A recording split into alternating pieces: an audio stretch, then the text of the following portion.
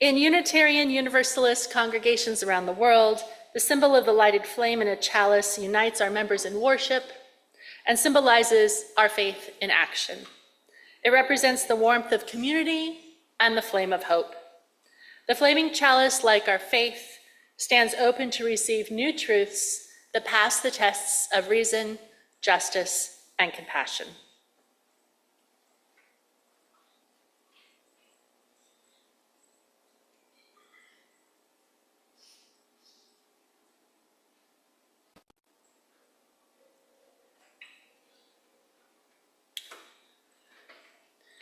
Let's read aloud the chalice lighting words by Jamie Yandel, which are on the screens. We light this chalice to ignite the divine spark of the universe, whose pronouns have always been plural, a co-creation of brilliance and diversity, a tapestry of souls perfected. For our call to worship, some words from Sharon Wiley, wholeness. We speak so often of brokenness in religious life. Let us speak today of wholeness. You are welcome here, the entirety of you, every part of you beautiful, just the way you are. Here, you do not need to be something more or something less. No holding back, no hiding, no exerting yourself, no trying to do more or be more. You have inherent worth and dignity.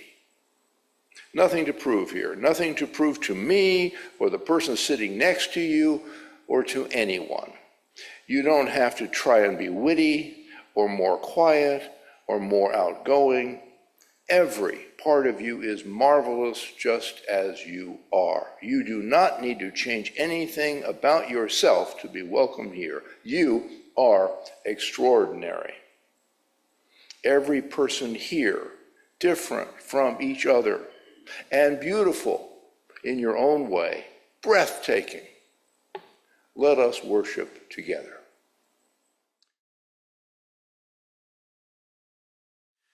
It is time for meditation. Please get comfortable in your seat, relax. For our meditation reading, there's a little story by Quinn Gormley called Asking for Help. I locked myself out of my car recently. I called a garage and they sent a technician. Apparently, he tried to call me on the way over and I missed it. He left a voicemail, which meant he heard my message. Hello, you've reached Quinn at the main transgender network. My trans status isn't a secret. Being public about it is part of my job, but being public and being out to random men on the side of a quiet rural road are very different things. He arrived, and we wrestled back into my Subaru. After handing over my insurance card, he got quiet for a minute. Nervously, he asked, you do the rainbow thing? It took me a second to put the pieces together. I froze for a moment. This question doesn't usually end well. Tentatively, I answered, yeah, I do the rainbow thing. Is that a problem?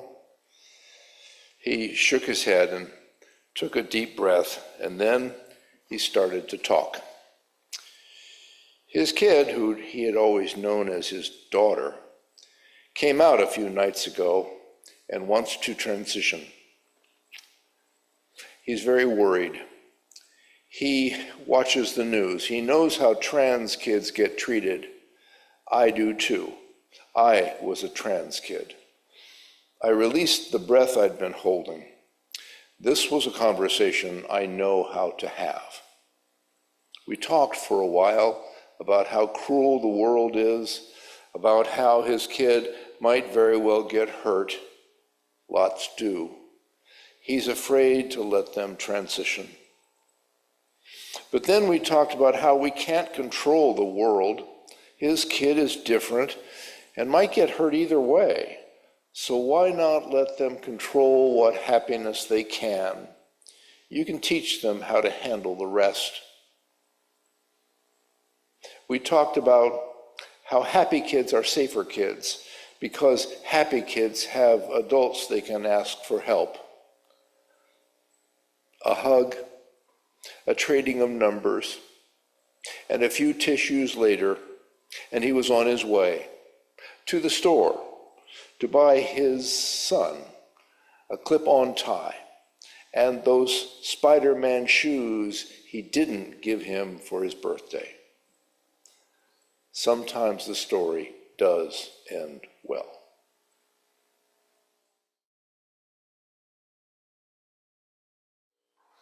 On being unique. We're all different, in good ways, wonderful ways, in ways we are embarrassed, but very different. This moment is on getting past judgment, getting past the right, wrong, this or that, us and them, that sort of thing. Psychological projection is a very important dynamic that many theorists have written about. It is when something in the unconscious, something about us we don't know, that we are either comfortable with or uncomfortable with, gets projected on somebody else. So this is somebody uncomfortable with their own body image, telling somebody else, you ought to lose a few pounds. It's not about the other person. It's about my few pounds. But the person doing this is completely unaware of it. They're looking out at somebody else. Carl Jung said this is a very important mistake. It's a mistake, but it's important because for a brief flash of a moment there, something hidden deep inside the projector is out in visible space, in error, but still out. And if a person is earnest, they might notice that they've done this a couple of times and say, what's that all about? And maybe get to the realization, oh, that's about me, not this other person. So a judgment like this reflects the projector's inner state. Somebody struggling with self-acceptance might express this by refusing to acknowledge the legitimacy of trans identities. The collective seems to like to simplify things. It's lazy thinking, really. There's this and that. Can't you see it's this or that? They get a little irritable at people that see more gradation, more shades of gray. Like, it's so obvious. And it is obvious. And it is right in an incredibly simplistic, superficial way. It's not dead wrong. It just lacks nuance. It lacks the subtleties. It lacks the details. I want to start the thoughts here with some words from Amy Zucker Morgenstern about how things connect to each other. The Hindu god Indra is said to have created reality as a great net with jewels at each intersection of the threads. Every jewel is reflected in every other, and they are all connected by the infinite, intricate web. The jewels are sacred, and so is the net that connects them. Each of us is a jewel in Indra's net, shining like dew in a spider's web, the web that connects us one to another. When we are in the in-between, on our way from the intolerable to the unknown, when we defy the categories that small minds invent and dare to imagine something beyond, when we seek others who are on a journey, on a threshold, on the margins, in any of the shimmering intersections of our lives, when we listen to the possibilities whispered within and step into mystery with trust and fear and trembling, may we find peace, for we dwell in a sacred place. Charlotte Clymer, a transgender activist, says, I genuinely hope that anti-trans folks someday experience the joy and liberation of being comfortable in their own skin enough to know that the liberation of others is no threat to anyone. Equality is not a pie. There is more than enough for everyone. So part of our gathering is a celebration of the book Mad Honey by Jodi Picoult and Jennifer Finney Boylan. It's been a congregational read. Could I see the hands of those who read and participated in this? Oh, a lot of people. Great, you know the story. So I'm going to summarize a little bit, and I'm only going to go about a third of the way into the story. For those who are still reading it or want to read it, there are a lot of big reveals after that. In fact, the big ones come after that point. I'll start by reading what they give away. That is, this is the book flap. This is a little summary of what you get if you start reading this novel. Olivia McAfee knows what it feels like to start over. Her picture-perfect life, living in Boston, married to a brilliant cardiothoracic surgeon, raising their beautiful son, Asher, was upended when her husband revealed a darker side. She never imagined that she would end up back in her sleepy New Hampshire hometown, living in the house she grew up in, and taking over her father's beekeeping business. Lily Campanello is familiar with do-overs too. When she and her mom relocate to Adams, New Hampshire for her final year of high school, they both hope it will be a fresh start. And for just a short while, these two new beginnings are exactly what Olivia and Lily need. Their paths cross when Asher falls for the new girl in school, and Lily can't help but fall for him too. With Ash, she feels happy for the first time, yet she wonders if she can trust him completely. Then, one day, Olivia receives a phone call. Lily is dead, and Asher is being questioned by the police.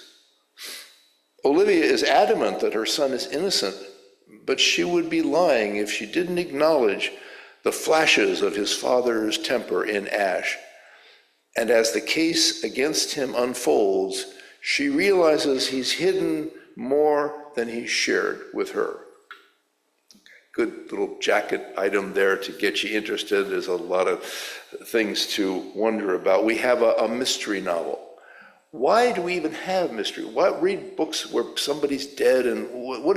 We need these. The local star mystery writer was Ross MacDonald. And people in book circles knew him or heard him speak around town years ago. He wrote the Lou Archer mysteries, and they were considered great mysteries for those who like that kind of thing. And why do people like that kind of thing? He wrote a little book on detective fiction that explained good people, like us, love to read these books, not just to watch the noble police people and investigators and detectives go uphold right and good and clarity, but to get into the dark parts of life, to look at the things that are scary, to see people doing things that are very secretive, because we need to know about the unexplored parts of ourselves, and it's all there on the page if we think in terms of a psychological mirror. Olivia is a beekeeper. Well, she knew a little bit about it in childhood, but now she's a professional. She's taken over her father's business, and there's much discussion of bees and honey. I've got a little edge of a cold. I took a little honey this morning, and I thought of Olivia's many recipes and medicines and things in this book. But I was afraid of bees as a kid. I still don't like to stay too near them. And you see pictures of beekeepers with drapes of bees on them, like a booga booga. I don't want to do that. Beekeeping is then handling fears. It's also being very close with nature, and you got to be in sync with those bees to not get stung too much. So you have to listen. You have to be in its rhythm, not your own. The beehive, with its intricate structure and cooperative community, mirrors the complexity and interconnectedness of the human psyche and of human community. The beehive could also symbolize a congregation. I'm around here during the week. I'm seeing all these parts move, all the pieces that go into this. This is very complicated. And then somebody has a sermon, and we encourage that, and they participate, and they say, realize how much work it goes on that you don't see. And it's good that you don't see it. That means it worked. It's all seamless. And the community works pretty well, and we're all busy bees. Does that make me the queen bee? I got to think about that one. I hadn't thought about it in advance. Now, bees are complicated. They make sweetness, but occasionally they sting you. People are sweet, but once in a while you get your feelings hurt. It's part of the deal. Both Olivia and Lily are trying to figure out who they are in the face of a sometimes scary world. To say a little more about Olivia, we learned about from the book cover there, she escaped a violent marriage. As a small boy, Asher tried to protect his mother, his angry father, especially if he'd had something to drink. Asher grabbed his leg to try to stop him from hitting his mother. And his father grabbed him off the leg and threw him and actually ended up hitting the wall. He wasn't badly hurt, but he was pretty scared. And that is the moment that Olivia saw she couldn't stay. She hadn't been able to muster the courage to leave to protect herself. But now she saw her son was going to get hurt, and he was going to learn way too much from his father. She got to get out of there, and did. And moved back to her hometown, which is probably based on where the author lives, which is Hanover, New Hampshire, where Dartmouth is. So it's a pretty town, a pretty part of the world, and a long way from Dad. As Olivia is trying to work out things with the bees, she's trying to solve her emotional challenges. And she studies the bees and tries to figure out how humans operate. And bees have their own little systems. She starts using the language, and if you read the book or have read the book, there's a great deal of talk about bees and their ways and honey and all of that. Metaphors. We need metaphors. I had a friend that was in the Navy and told me what it was like to be on the ship, because there weren't that many women on the ship. And so I said, well, how was it? She said, well, life on the ship, it's out at sea, and you're busy, and it's kind of exciting. And I signed on for that.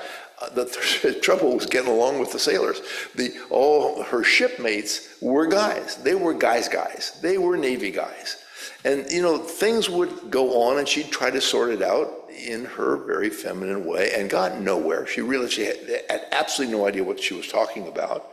And then she started using the ship's equipment as metaphors and said, when this gear fits into that gear, that this works like this. And she was explaining human relationships in terms of shipboard equipment.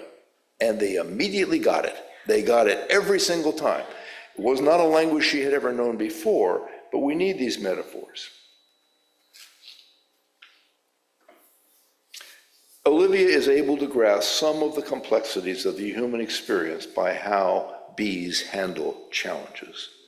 Olivia's connection to the bees can be seen as guiding her toward greater emotional and intuitive understanding. Take a moment and ponder your own connection to nature, how nature has been a teacher to you. The trees, the flowers, the animals, pets. Do you have a personal relationship? Is it just to the squirrel out the window, or is there a kitty or puppy inside? Think of the things you learn. Moving the story forward, when Lily, the new girl in town, meets Asher, who hasn't lived there very long himself, he's hanging out with his longtime friend Maya. Lily thinks they're a couple until Maya leaves and he asks her out. Oh, they're just friends. Great, because she thinks Asher's really cute, and this is encouraging. But she is not quick to trust. Back in her earlier high school, this is her senior year, so she had a rough time. That's why they left and came here. She had been betrayed by her father and her high school friends. In fact, her mother, Ava, had moved to New Hampshire to give Lily a new start. Lily tells her new friends that her father is dead. It's not true. There's a lot of secrets in this story. One, she wishes he were dead. One thing she has in common with Asher is the lack of fatherly support. We so often have to get through tough times with minimal resources. So where is the line, this is a quote, where is the line between keeping something private and being dishonest? What if the worst happens? What if honesty is the thing that breaks you apart? She has some secrets. She's getting into a relationship with Asher, and there are things she hasn't told him. The love between Lily and Asher grows deep and strong. The deepening of the relationship involves slowly revealing things, That's true in friendship, that's true in marriage. You don't roll everything out on the first date. Well, there's probably not a second date if you do, so that's a pretty good strategy. But you don't want to keep the big secrets forever. What's the point? One of Asher's secrets is that he sneaks off to the neighboring town to visit with his father, which is forbidden. His mother doesn't want him anything to do with that father. He wants a father. And they meet at a coffee shop. I'm seeing Denny's for some reason. I'm seeing the big breakfast they do at Denny's. That's a guy's thing, you know, all these eggs and potatoes. And he gets a little attention. His father never invites him over. He never meets his stepbrothers, so it's pretty limited. Oh, the title, Mad Honey. That's a kind of honey that looks very appealing, like honey tends to look, but was actually from some toxic plants that the bees got to, so it will hurt you, if not kill you. It'll drive you kind of mad. It's a little bit psychedelic, but very dangerous. And there are people in, I think, Thailand that experimented with it. Well, if you take a little bit, it'll make you a little bit sick, but you'll see some stars or something. But you take a little too much and you're not there anymore. So, okay. That refers to the honey that comes from a toxic source. In Olivia's thinking, that's her relationship with her ex-husband. He was sweet, he was charming, she was attracted to him, and then gradually she learns that his charm is really growing from a need for intense control, and it's not so fun in the long haul. We can think of times when we found something appealing, only to discover that the very quality that attracted us had a toxic undercurrent that was not worth being involved with. So the book looks at honey from both sides. Olivia keeps going on about the medical power of honey. I've got a little bit here. It's antibacterial, so it can treat wounds. It's better than cold medicines in treating a cough. It'll actually be good treatment for ulcers. It is used to preserve corneas for transplant. So Olivia's working on her own healing by way of studying the curative powers of honey. As it said on the jacket, Lily is dead. Rather early in the way the story is told, partly forward, partly backward, you learn this key factor. You don't know much about what's going on. Asher is arrested for murder. He is the only suspect. He says he found her lifeless at the bottom of her stairs. The coroner notes extensive bruising and death by blunt force trauma to the head. Asher's mother doubts him. Olivia knows that he can be hot-headed. Has wondered for a long time if he got a violent nature from his dangerous father. Even as Asher insists on his innocence, Olivia fears he might have killed Lily. It is hard for Asher to go through this dark night of legal proceedings without the full support of his mother. Lily's mother, Ava, also thinks that Asher is guilty. It's actually quite a ways into the book before we learn that Lily is a trans girl. Her birth name was Liam. Her mother, Ava, was able to support the transition, but not the father. Again, the loss of the father's support. In fact, Lily's father showed up at a school event drunk and outed her to her friends. That's why she needed to leave that school. There's more to that. Her boyfriend at that earlier school rejected her at first, and then surprisingly asked her to the prom, even knowing that she was transitioned. At the big dance, Lily was called up to the stage during the crowning of the prom queen and king, only to learn that her friends had cruelly crowned her both queen and king, and then rough her up to expose to all that she was in fact trans. The procedure hadn't been completed yet. Okay, this background story lets us understand why Lily was hesitant to trust again. We are reminded of the very real physical danger faced by those who go through gender transition.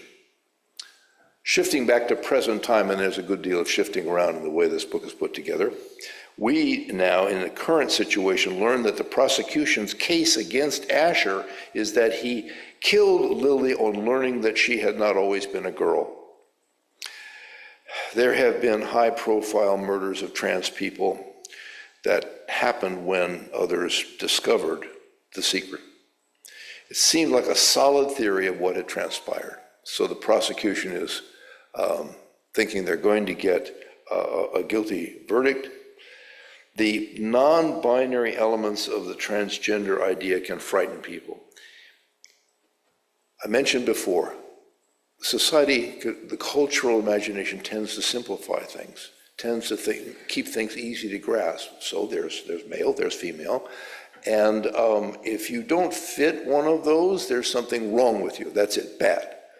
There's also good and bad. The problem, and of course there is good and bad, there's good and evil in the world. The problem is if you only have those in very narrow boxes, clearly separate from each other, it's very, very, very, very good and very, very, very bad. And the whole rainbow in between is missing. And none of us are total good or total bad. So there's an internal denying going on, and that's what lashes out.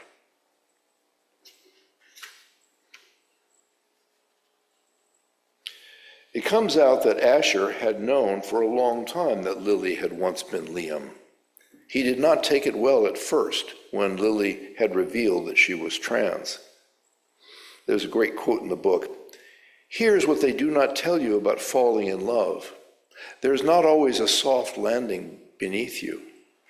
It's called falling because it's bound to break you. Gradually, Asher comes to terms with it. His love for Lily overcomes his fears. At one point, Lily says, people always talk about how their love for you is unconditional.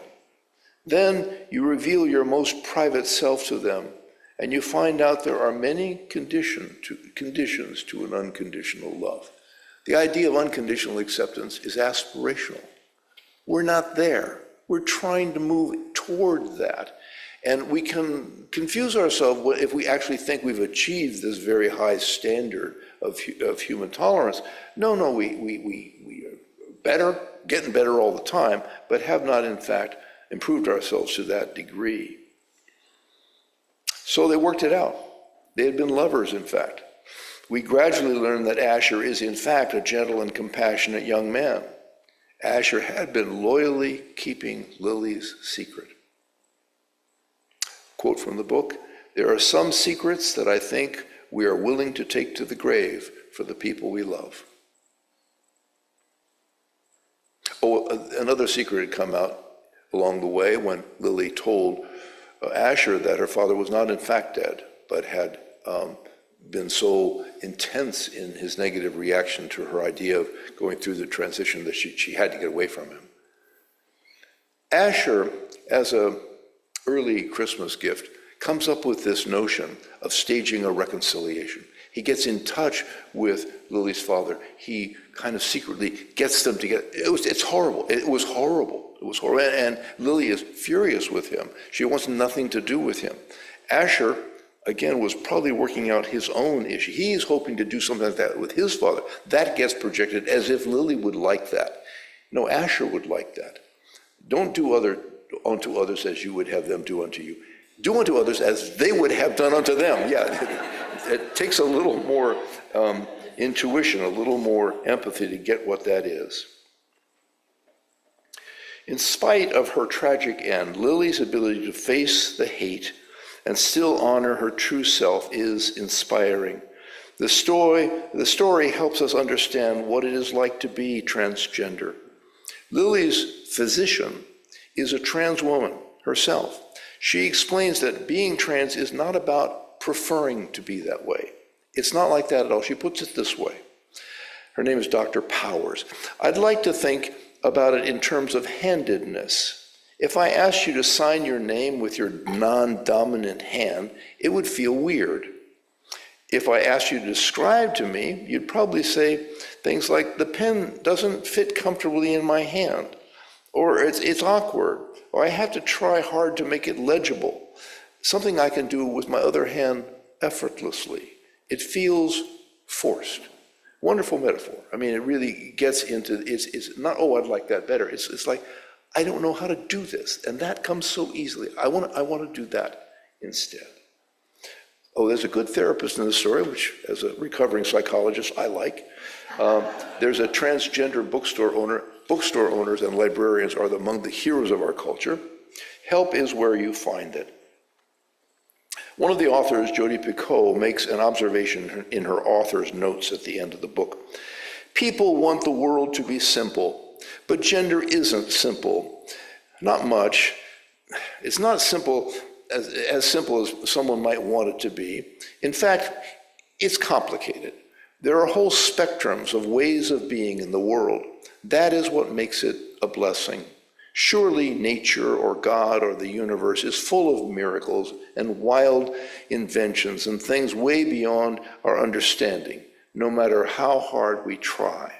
We aren't on this earth in order to bend over backwards to resemble somebody else. We are here to be ourselves in our gnarly brilliance.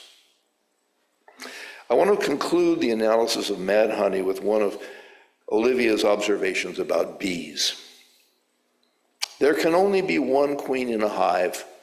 When a queen dies, you can introduce a new one you purchase, or you can wait for the bees to create royalty. The nurse bees start feeding royal jelly to an ordinary worker egg. This has always been my favorite fact about bees. In their world, destiny is fluid. You might start your life as a worker and end up a queen. The story ends as Olivia gives Lily's mother, Ava, a jar of honey before she leaves town. It suggests healing. Honey doesn't spoil. It will wait until Ava is done enough of her grieving to receive the gift. As Olivia passes along the honey and wish for hope, Ava goes on to work on recovering from her loss. A few more thoughts about getting beyond the binary. It takes a real major stretch of the mind. Getting beyond limited thinking is a challenge.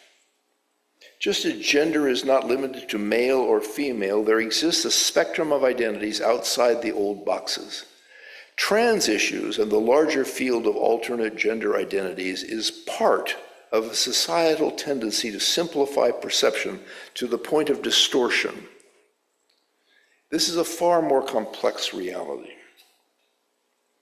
A few words from Leslie Takahashi on marginal wisdom. They teach us to read in black and white. They say truth is this, the rest is false. You are whole or broken. Who you love is acceptable or not. Life tells us truth in many hues. We are told to think in either or, to believe in human potential or a power beyond. I am broken or I am powerful. Life embraces multiple truths, speaks of both and of and. We are taught to see in absolutes, good versus evil, male versus female, old versus young, gay versus straight. Let us see the fractions, the spectrum, the margins. Let us open our hearts to the complexity of our worlds. Let us make our lives sanctuaries to nurture our many identities. The day is coming when all will know that the rainbow world is more gorgeous than monochrome, that a river of identities can ebb and flow over the static, stubborn rocks in its course, that the margins hold the center.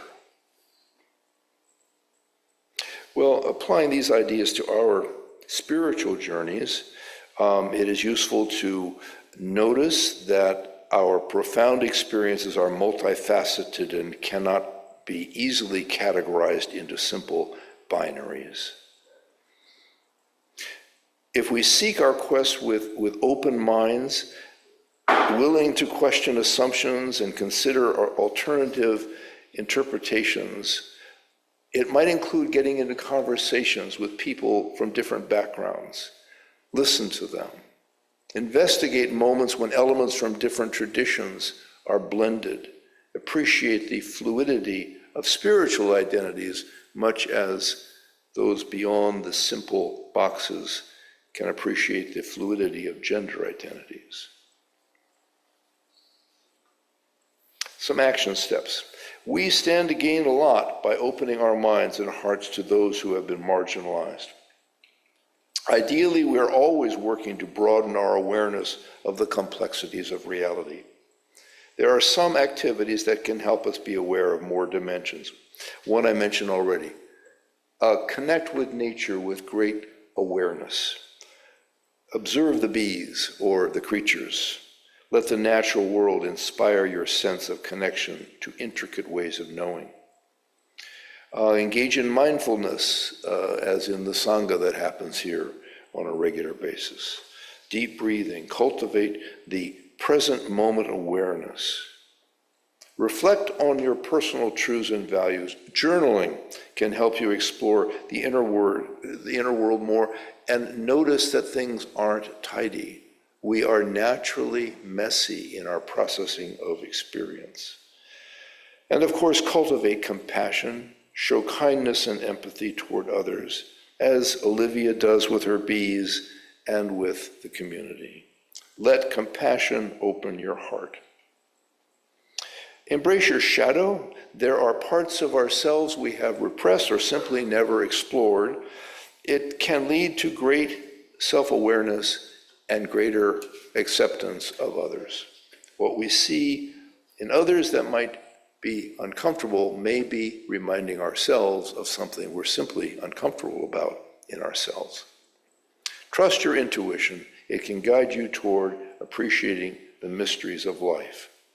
And some action steps on diversity issues. Well, first of all, like we're doing right now and by reading this book, educate yourself. Like Olivia's journey of discovery, continue to learn about LGBTQ plus issues and share this knowledge with others where you can. Support the organization. In Santa Barbara, it's the Pacific Pride Network. I was the supervisor of the counseling program there at the doctoral level for many years. And SB TAN, TAN stands for Transgender Advocacy Network.